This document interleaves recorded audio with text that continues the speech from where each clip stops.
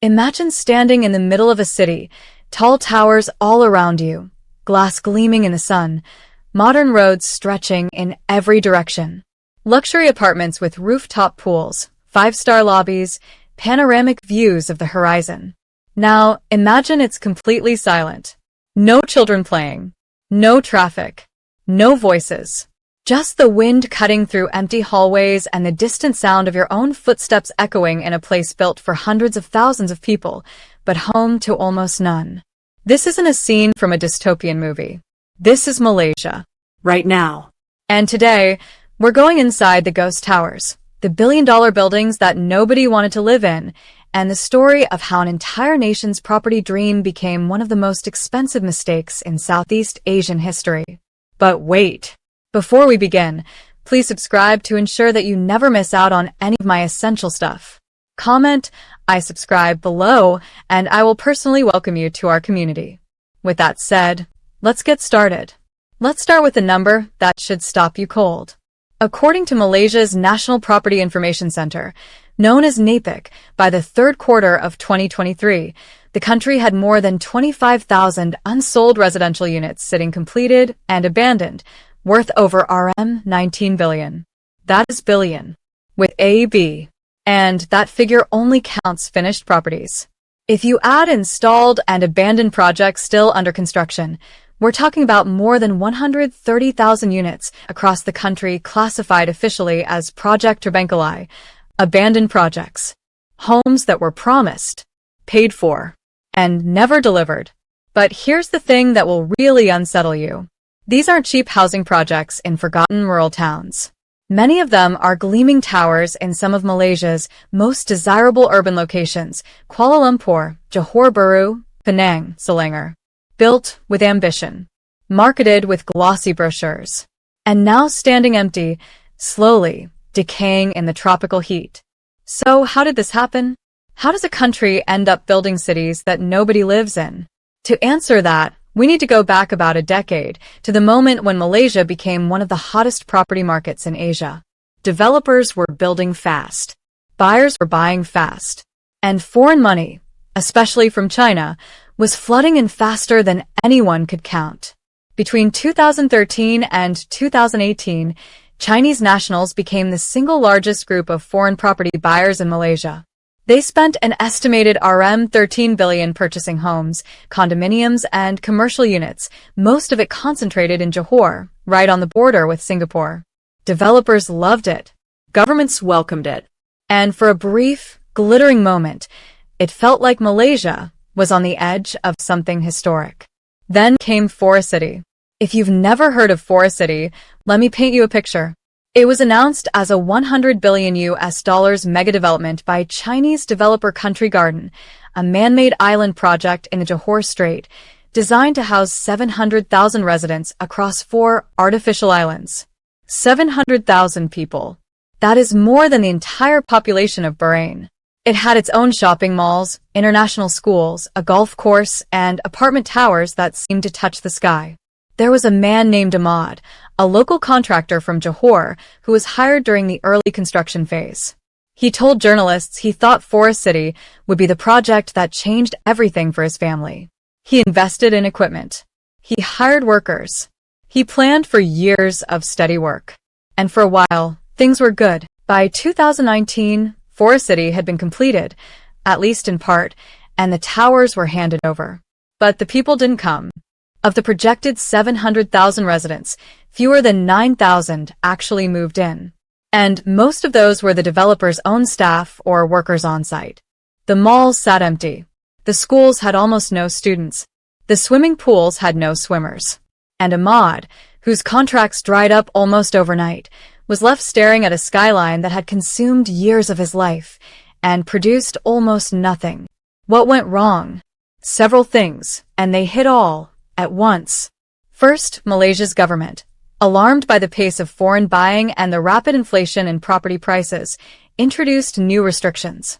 They raised the minimum property purchase threshold for foreigners to RM 1 million per unit, a significant barrier for many buyers. Then they added additional levies and approval requirements. Second, And this is the part that almost no one in the sales brochures mentioned. The vast majority of Forest City's units were sold primarily to mainland Chinese buyers, not residents of Singapore or Malaysia. People in China. And when China's own government introduced capital controls in 2016 and 2017, restricting how much money citizens could move out of the country, the pipeline of buyers effectively froze. Overnight. And then, as if the universe wanted to drive the point home, the COVID-19 pandemic arrived in 2020. International travel collapsed. Project timelines broke apart. Foreign investors who hadn't even visited their units couldn't get on a plane to Malaysia. The whole fragile structure of foreign investment-driven development simply shattered. There's a woman named Li Wei, a Chinese investor who bought 3 condominium units in Kuala Lumpur in 2017, sight unseen, based on promotional materials handed out at a property fair in Shanghai. She paid in full. She trusted the developer. And for years, she has not been able to find a single long-term tenant. Her mortgage payments are bleeding her savings dry. When Malaysian journalists tracked her down for comment, she said through a translator, "I thought I was buying a future. I bought a headache instead." Her story is not unique. It is, in fact, devastatingly common. Now here's where it gets darker. Because ghost towers don't just cause financial pain. They cause physical danger. A 2019 study published in the Journal of the Malaysian Institute of Planners found that abandoned properties in urban Malaysia caused an average 15 to 30% decline in surrounding property values. The neighborhoods around these empty towers become poorer, less safe, and harder to escape from for the people who actually live nearby. There is a security guard in Penang, his name is Rajan, who works nights at a 44-floor tower that was completed in 2018 and has been largely empty ever since. He patrols the corridors alone. The elevators don't always work. There is no regular maintenance. He has found evidence of squatters on multiple floors, broken glass, graffiti, and a deep, creeping sense of dread that settles in somewhere around the 30th floor, where the wind hits the open corridors and the distant lights of the city feel very, very far away. When a building decays, it doesn't just lose value. It becomes a safety hazard. Concrete spalls. Electrical systems corrode. Fire suppression systems fail. The Khazanah Research Institute has warned that without active rehabilitation, many of Malaysia's abandoned high-rise towers could become structurally compromised within the next 2 decades. And then, just when it seemed like Malaysia's property market might slowly stabilize, another shockwave hit. This time from China itself. You've probably heard of Evergrande. China's second-largest property developer collapsed under more than $300 billion in debt in 2021, triggering one of the largest corporate failures in modern history. Evergrande had exposure in Malaysia through various subsidiaries and linked developers. But more broadly, the Evergrande collapse sent a freezing chill through Chinese property investment globally. Investors who had parked money in overseas developments began pulling back. Developers who had relied on Chinese capital to fund their Malaysian projects suddenly found themselves short. David Lim is a property agent in Johor Bahru who, at his peak in 2017, was selling 20 units per month to mainland Chinese buyers. In 2022, he sold 4 units for the entire year. In 2023, 3. He told a Malaysian financial news outlet that entire blocks of newly completed apartments in his area were sitting empty, with not a single light on at night for dozens of floors. "It looks like a building," he said, "but it feels like a cemetery." Now, you might be wondering, is the Malaysian government doing anything about this? And the honest answer is, yes, but not enough and not fast enough. The government has several active programs designed to address both affordability and abandonment. PR1MA, the People's Housing Program, was created to deliver affordable homes to middle-income Malaysians. Rumah Selangorka targets lower-income families in the Selangor state. And the Ministry of Housing and Local Government operates a dedicated abandoned projects rehabilitation unit, which as of 2023 had successfully rehabilitated approximately 42,000 previously abandoned units across the country. That sounds like a lot. Until you remember that more than 100,000 units remain unresolved. There was a young couple, Nurul and her husband Farid, who waited 6 years on a government housing list in Shah Alam. 6 years of renting. 6 years of watching their savings grow just slowly enough to keep hope alive. In 2022, they finally received a subsidized government-built apartment. 3 bedrooms. A short walk from an LRT station. Their daughter was born that same year. Nurul said it felt like exhaling after holding her breath for half a decade. Stories like hers are why the programs matter. But experts and urban planners from the Khazanah Research Institute have consistently argued that the root cause of Malaysia's housing crisis, rampant speculative development driven by foreign capital and unregulated supply, has never been properly addressed. Building more affordable homes is essential, but it doesn't fix the fundamental disconnect between what gets built and what people actually need. Bank Negara Malaysia itself issued a pointed warning back in 2019, stating in its annual report that properties priced above RM500,000 were severely overpriced relative to median Malaysian household income. In other words, the market was never building for Malaysians. It was building for investors. And when the investors left, Malaysians were left with a landscape shaped entirely around people who were never really going to stay. Here's something that brings the human cost into sharp focus. There's a 34-year-old schoolteacher named Siti who works in Kuala Lumpur.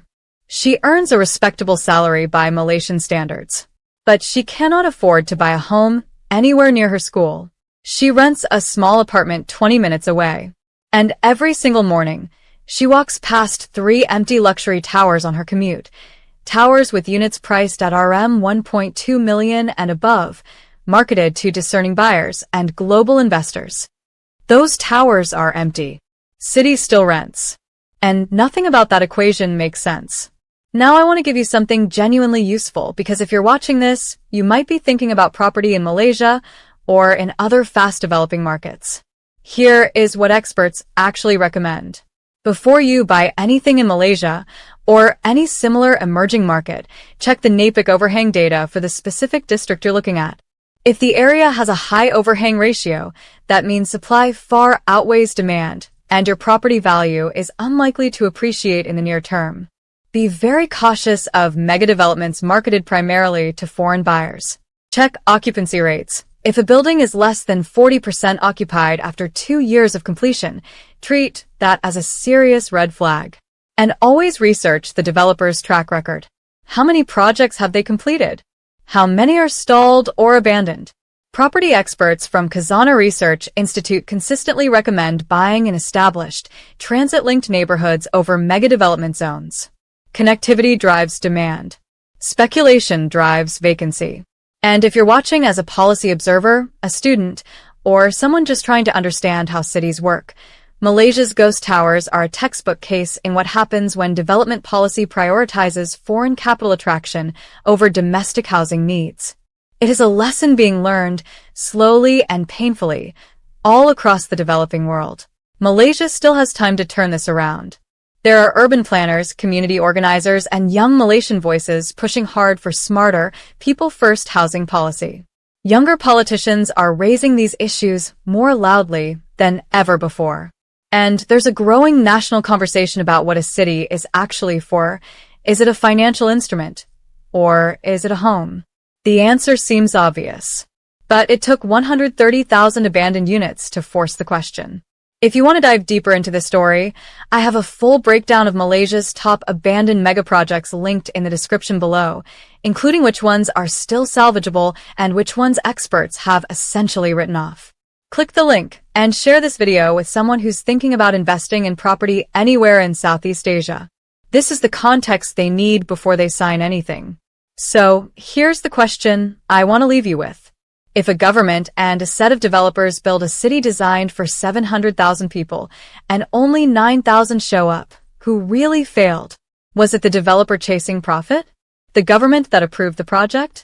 The foreign investors who bought without ever intending to live there? Or the system itself, a system that keeps letting it happen over and over in city after city around the world? I want to know what you think. Drop your answer in the comments below. I read every single one. And if this video made you see cities differently, even just a little, then hit that like button. Because this story deserves to be heard. And don't forget, subscribe and hit the notification bell so you never miss the next video, where we're going inside another country's economic blind spot that nobody is talking about. Until then, stay curious, stay informed, and I'll see you in the next one.